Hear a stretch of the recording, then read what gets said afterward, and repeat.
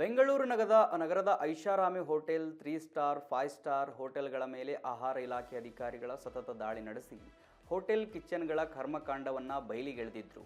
ಅಲ್ಲದೆ ಹೋಟೆಲ್ಗಳ ಕಿಚನ್ನಲ್ಲಿ ಹುಳು ಬಿದ್ದ ಆಹಾರ ಪದಾರ್ಥಗಳು ಮೇಲೆ ಜಿರಳಿ ಓಡಾಟ, ಅಡುಗೆ ಕೋಣೆಯಲ್ಲಿ ಇಲ್ಲದ ಸ್ವಚ್ಛತೆ, ಆಹಾರ ಸಂಗ್ರಹಣೆಯಲ್ಲೂ ನಿಯಮ ಪಾಲಿಸದ್ದು ಬೆಳಕಿಗೆ ಬಂದಿತ್ತು.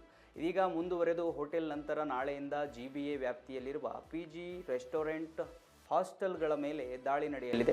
ಇನ್ನು ಪಿಜಿ ವಸತಿ ಗೃಹಗಳ ತಪಾಸಣೆಗಾಗಿ ಉಪನಿರ್ದೇಶಕರು, ಕಾರ್ಯಪಾಲಕ ಅಭಿಯಂತರರು, ಆರೋಗ್ಯ ವೈದ್ಯಾಧಿಕಾರಿ ಮತ್ತು ಸಹಾಯಕ ಕಾರ್ಯಪಾಲಕ ಅಭಿಯಂತರರ ಅಧಿಕಾರಿ ಒಳಗೊಂಡ ಜಂಟಿ ತಂಡ ರಚಿಸಲಾಗಿದೆ.